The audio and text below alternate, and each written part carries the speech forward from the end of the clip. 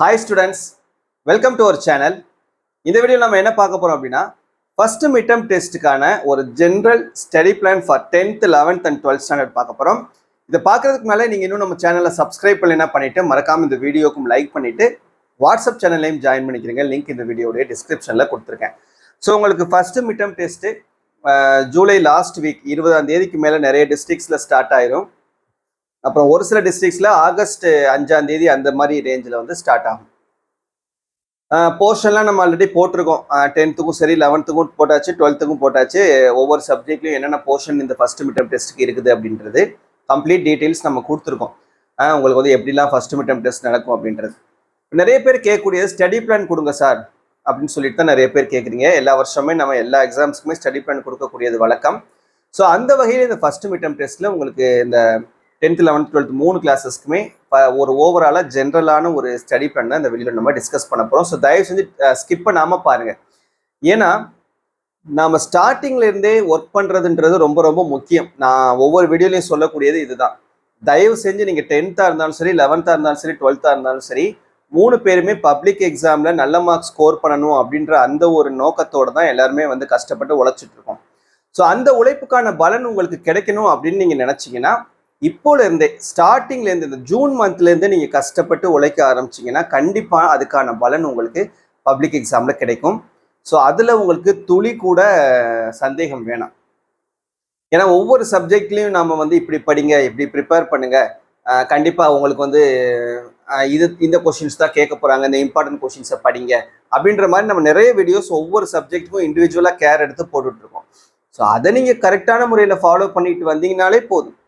ஏன்னா ஒவ்வொரு எக்ஸாம்ஸ்லையும் நீங்கள் பாருங்கள், குவார்டர்லியாக இருக்கட்டும், first midterm, second midterm, half yearly, அப்புறம் ரிவிஷன் டெஸ்ட்டு, பப்ளிக் எக்ஸாம் வரைக்கும் நம்ம ஒவ்வொரு எக்ஸாம்ஸையும் நம்ம வந்து இண்டிவிஜுவலாக எடுத்து பார்த்தோன்னாவே நம்ம என்ன மாதிரி டிப்ஸ் கொடுக்குறோமோ, என்னென்ன கொஷின்ஸ் முக்கியம்னு சொல்கிறோமோ அதை தான் திரும்ப திரும்ப கேட்குறாங்க. தயவு செஞ்சு ஸ்டார்டிங்லேருந்தே படிங்க. ஒவ்வொரு சாப்டர்லையும் நம்ம கொடுக்கக்கூடிய இந்த முக்கியமான 2 மார்க் 3 மார்க்காக இருக்கட்டும், 5 மார்க்காக இருக்கட்டும், 1 மார்க் கூட நம்ம என்ன செஞ்சுருக்கோம், ஒரு சில சப்ஜெக்ட்ஸ்க்கு வந்து 11th 12th நம்ம ஷார்ட்கட் வீடியோலாம் போட்டிருக்கோம், மேத்ஸு, ஃபிசிக்ஸு, கெமிஸ்ட்ரிக்கெலாம். ஸோ அதை பார்த்து நீங்கள் படிச்சிங்கனாவே வந்து 1 மார்க் தரவு பண்ணிடலாம். 1 மார்க் தரவு, புக் பேக் 1 மார்க் தரவு பண்ணுறதுன்றது ரொம்ப ரொம்ப முக்கியமானது. ஏன்னா இப்போ 15 மார்க்குக்கு நமக்கு 1 மார்க் கேட்குறாங்க அப்படின்னா அந்த 15க்கு 12 மார்க் உங்களுக்கு புக் பேக் 1 மார்க் தான் வரப்போகுது ஃபிசிக்ஸ் கெமிஸ்ட்ரியிலலாம். அதே போல் 20 மார்க் 1 மார்க் கேட்கக்கூடியது இருக்கு பாருங்கள், மேத்ஸு, எக்கனாமிக்ஸ், காமர்ஸ், அக்கௌண்டன்சி, இதெல்லாம் இருக்கு பாருங்க. உங்களுக்கு 20 மார்க் 1 மார்க் இதெல்லாம் பார்த்தீங்கன்னா உங்களுக்கு புக் பேக் 16லேருந்து 17 1 மார்க் புக் பேக் 1 மார்க் வந்துடும். ஸோ அதனால தயவு செஞ்சு புக் பேக் 1 மார்க்கை ஒவ்வொரு சாப்டர்லையும் திரும்ப திரும்ப ஒர்க் அவுட் பண்ணி பாருங்க. எதுக்குன்னு பிடிஎஃப்லாம் அவைலபிளாக இருக்கும், நமக்கு வெப்சைட்ஸில் அவைலபிளாக இருக்குது. ஸோ அந்த பிடிஎஃப்லாம் டவுன்லோட் பண்ணி திரும்ப திரும்ப நம்ம வந்து ஒர்க் அவுட் பண்ணி பார்த்துக்கிட்டே வந்தோம் அப்படின்னா 1 மார்க் ஆட்டோமேட்டிக்காக நமக்கு தரவாயிடலாம். அதுலேயும் நம்ம வந்து நல்ல மார்க் ஸ்கோர் பண்ணிட முடியும். ஆனால் கண்டிப்பாக interior 1 mark, creative 1 mark practice பண்ணாமல் நம்மளால் எந்த சப்ஜெக்ட்லையுமே சென்டம் ஸ்கோர் பண்ண முடியாது. கண்டிப்பாக கிரியேட்டிவ் 1 மார்க் வந்து நம்ம தரவாக இருந்தால் மட்டும்தான் நம்மளால் வந்து சென்டம் ஸ்கோர் பண்ண முடியும். சரியா? ஸோ இதெல்லாம் வந்து ஜென்ரலான விஷயங்கள். தயவு செஞ்சு இப்போலேருந்தே இதெல்லாம் நீங்கள் கொஞ்சம் கேர் எடுத்து ஃபாலோ பண்ண ஆரம்பிங்க. கண்டிப்பாக நீங்கள் நல்ல மார்க் ஸ்கோர் பண்ணுவீங்க பப்ளிக் எக்ஸாமில். லாஸ்ட் வரைக்கும் நம்ம சேனலை தொடர்ந்து ஃபாலோ பண்ணிக்கிட்டே வாங்க. கொடுக்கக்கூடிய சின்ன சின்ன விஷயங்களை கரெக்டாக ஃபாலோ பண்ணிட்டு வாங்க. கண்டிப்பாக நல்ல மார்க் ஸ்கோர் பண்ணலாம். சரியா? சரி, ஓகே. இப்போ பார்த்தீங்கன்னா உங்களுக்கு இன்னைக்கு தேதி வந்து 22/6/2025 அன்னைக்கு இந்த நான் வீடியோ போடுறேன். இப்போ உங்களுக்கு ஃபர்ஸ்ட் மிட்டம் டெஸ்ட் வந்து அடுத்த மாதம் 20ஆம் தேதிக்கு மேலே தான் ஸ்டார்ட் ஆகும். 22 24ஆம் தேதிக்கு மேலே தான் ஸ்டார்ட் ஆகும். அப்போ கரெக்டாக உங்களுக்கு 1 மாதம் டைம் இருக்குது. 1 மாதம் அப்படின்றது 4 வாரம். சரியா? ஸோ இந்த 4 வாரத்தை சண்டே டு சாட்டர்டே எப்படி நம்ம ப்ரிப்பேர் பண்ணலாம், நீங்கள் 10th 11th 12th ஒரு ஜென்ரல் ஐடியா கொடுக்குறது மாதிரி இந்த வீடியோ. சரியா? இப்போ நீங்கள் 10th ஸ்டாண்டர்டாக இருந்தீங்கன்னா எப்படி ப்ரிப்பேர் பண்ணணும், 11th and 12th ஸ்டாண்டர்ட் இருந்தீங்கன்னா எப்படி ப்ரிப்பேர் பண்ணணும் அப்படின்ட்டு. சண்டே அன்னைக்குன்னு நமக்கு எல்லாருக்குமே லீவ் தான். சரியா? ஸோ அன்னைக்குன்னு நமக்கு வந்து ஒரு லாங் டைம் வந்து நமக்கு கிடைக்கும். ஸோ அன்னைக்குன்னு நம்ம வந்து ஒரு எக்ஸ்ட்ரா டைம் எடுத்து நம்ம வந்து ப்ரிப்பேர் பண்ணிக்கிறோம். சரியா? சண்டே அன்னைக்குன்னு ஒரு 3 செஷனாக நம்ம வந்து பார்த்துக்கிறோம். ஸோ ரெகுலர் ஸ்கூல் டேஸ் இருக்குது பாருங்கள், மண்டே டு சாட்டர்டே மேக்ஸிமம் எல்லாருக்குமே ஸ்கூல் தான் இருக்கும். கவர்மெண்ட் ஸ்கூல்ஸ் மட்டும் தான் லீவ் விட்டுருக்காங்க, மற்ற எல்லாருக்குமே வந்து ரெகுலர் ஸ்கூல் இருக்குது நமக்கு. ஸோ அதனால மண்டே டு சாட்டர்டே நம்ம என்ன செய்யறோம் அப்படின்னா மார்னிங் செஷன் 4:30 to 7 காலையில் இந்த டைமை நம்ம ஃபர்ஸ்ட் மிட்டம் ப்ரிப்பரேஷனுக்கு யூஸ் பண்ணிக்கிறோம். ஈவினிங் டைம் இருக்கு பாருங்க, நீங்கள் ஸ்கூல் விட்டு வந்ததுக்கு அப்புறம் உள்ள டைம் அந்த டைமை வந்து நீங்கள் ஸ்கூல் ஒர்க் பண்ணுறதுக்காக பார்த்துக்கிறங்க. ஸோ அதனால தான் நான் அந்த டைம் மென்ஷன் பண்ணலை. ஈவினிங் டைம் நம்ம வந்து ஃபர்ஸ்ட் மிட்டம்காக நம்ம படிக்க போகிறது இல்லை. மார்னிங் டைம் மட்டும் தான் ஃபர்ஸ்ட் மிட்டம்காக படிக்க போகிறோம். ஈவினிங் டைம் நீங்கள் ஸ்கூல் ஒர்க், ஸ்கூல்லேருந்து ஹோம் ஒர்க் கொடுப்பாங்க, அதை நீங்கள் வந்து ப்ராக்டிஸ் பண்ணுறதுக்கு ஈவினிங் டைமை யூஸ் பண்ணிக்கோங்க. சரியா? இப்போ சண்டே அன்னைக்குன்னு லீவ் அன்னைக்குன்னு நம்ம வந்து ஒரு 3 செஷனாக பிரிச்சுக்கிறோம். சரியா? நல்லா தூங்கி பொறுமையாக இருந்தீங்க சண்டே அன்னைக்குன்னு மட்டும் ஒன்றும் பிரச்சனை இல்லை. ஸோ காலையில் 9:30 to 12:30, 10:30, 11:30, 12:30 இந்த 3 மணி நேரம் நீங்கள் பார்க்க வேண்டும். 11th and 12th ஸ்டாண்டர்டாக இருந்தீங்கன்னா maths, arts group students accountancy படிக்கிறீங்க. நீங்கள் 10th ஸ்டாண்டர்டாக இருந்தீங்கன்னா மேத்ஸ் வந்து ஒர்க் அவுட் பண்ணி பாருங்க. ஏன்னா ஒரு 3 மணி நேரம் வேணும். ஒரு பொறுமையாக ஒரு 10 சம் 15 சம் நம்ம ஒர்க் அவுட் பண்ணி பார்க்கணும்னா உட்காந்து கண்டினியூஸாக ஒரு 3 மணி நேரம் 2 மணி நேரம் இருந்தால் தான் நம்மளால் வந்து மேத்ஸ் வந்து ஒர்க் அவுட் பண்ணி பார்க்க முடியும். அதே போல தான் அக்கௌண்டன்சிக்கும். சரியா? ஸோ நீங்கள் என்ன பண்ணுங்க, இந்த 3 மணி நேரத்தை நீங்கள் மேத்ஸ்க்கு வந்து யூஸ் பண்ணிக்கிறீங்க. 11th and 12th standard arts group students நீங்கள் அக்கௌண்டன்சிக்கு யூஸ் பண்ணிக்கிறீங்க.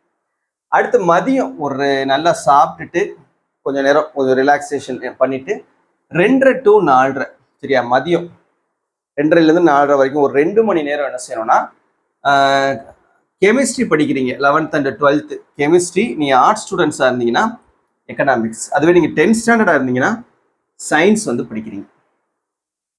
சரியா?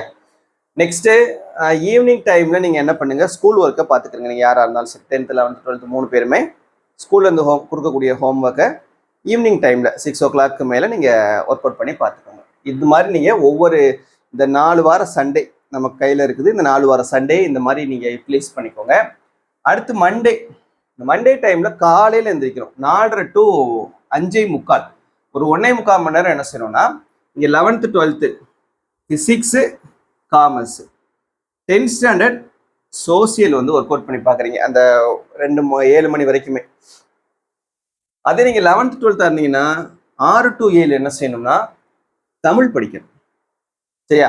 கண்டிப்பாக 11th 12th வந்து நீங்கள் காலையில் செஷனை 2ஆக பிரிச்சுக்கிறணும். 1.25 மணி நேரம் ஒரு சப்ஜெக்டும் 1 மணி நேரம் ஒரு லாங்குவேஜும் நம்ம படிக்கணும்.